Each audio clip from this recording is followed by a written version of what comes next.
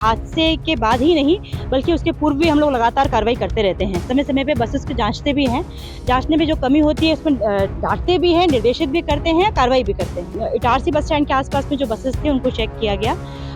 Check करने के बाद जिन बसेस में फायर एक्सटिंग्विशर नहीं था या फर्स्ट एड का बॉक्स नहीं था या और अन्य कमी जो मोटर यान अधिनियम के तहत चाहिए वो नहीं थी, उन पे भी कार्रवाई की है कि 6,500 चालान बनाए गए हैं अभी। संबंधित क्लर्क है उन्होंने रोकी ही हुई है। कारण ये था कि इसमें जो फायर एक्सटिंग्विशर होना चाहिए वो नहीं था, सीट लगी हुई है इमरजेंसी गेट के आगे, वो अलाउड नहीं है। नमस्कार, मैं हूं अतुल तिवारी और आप देख रहे हैं IBC 24 न्यूज चैनल का डिजिटल प्लेटफॉर्म मध्य। और हम इस समय नर्मदापुरम के बस स्टैंड पर खड़े हैं। कल जो गुना में दर्दनाक हादसा हुआ जिसमें लगभग 13 लोग बस के अंदर जलकर मृत हो गए थे, उसी रियलिटी को चेक करने आज हम नर्मदापुरम के बस स्टैंड पर आए हैं। और यहाँ पर अभी हमने लगभग नर्मदापुरम का बस स्टैंड, यहाँ से लगभग 150 से 200 बसें पर डे अप डाउन करती हैं। कई बसों में यहाँ पर हमने जब जाना तो जो अग्निशमक यंत्र है कई बसों में नहीं मिला। कुछ बसों में जो लंबी दूरी की गति की बसें हैं जो अमरावती बालाघाट से आती है उन बसों में अग्निशमक यंत्र मिला, परंतु अन्य जो बसें थी उनमें अग्निशमक यंत्र के साथ फर्स्ट एड बॉक्स तक भी नहीं मिला। देखने में ये आया कई बसों की जो बॉडी है वो कहीं से अलग अलग प्रकार से अनफिट बसें भी यहाँ पर नर्मदापुरम में दौड़ रही हैं।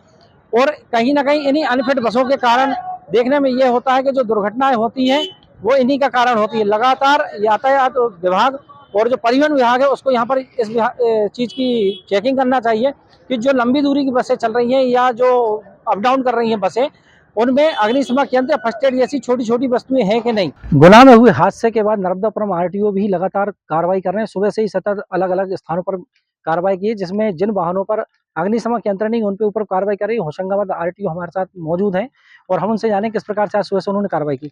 मैडम, कल गुना में जो बस हादसा हुआ उसके बाद आज सुबह से ही आप फील्ड पर हैं और अभी 2 बज रहे हैं, लगभग कितने वाहनों पर आपने कार्रवाई की और क्या है आज का पूरा? देखिए जैसा आपको पता है कि हम लोग लगातार हादसे के बाद ही नहीं, बल्कि उसके पूर्व भी हम लोग लगातार कार्रवाई करते रहते हैं। समय-समय पे बसेस को जाँचते भी हैं। जाँचने में जो कमी होती है उसमें डाँटते भी हैं, निर्देशित भी करते हैं, कार्रवाई भी करते हैं। आज सुबह हम लोगों ने इटारसी बस स्टैंड के आस-पास में जो बसेस थे उनको चेक किया गया। चेक करने के बाद जिन बसेस में फायर एक्सटिंग्विशर नहीं था या फर्स्ट एड का बॉक्स नहीं था या और अन्य कमी जो मोटर यान अधिनियम के तहत चाहिए वो नहीं थी, उन पे भी कार्रवाई की है कि 6,500 चालान बनाए गए हैं अभी।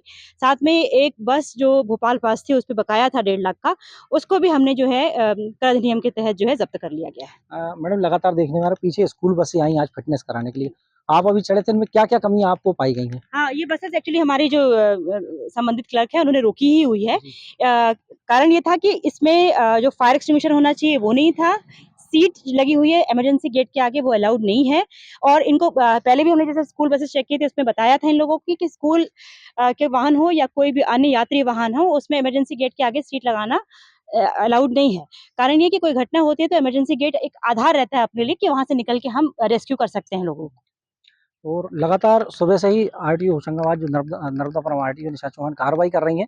और जहां RTO ऑफिस में भी जो आज बसें फिटनेस करवाने आई थी उनको भी यहाँ पर स्टाफ के द्वारा रोका गया है कि जब तक इनकी जो शर्तें और जो नियम है उन नियमों के तहत बसें नहीं आएंगी तब इन बसों की फिटनेस भी नहीं की जाएंगी। Atul Tiwari, IBC 24 news channel, Narmadapuram.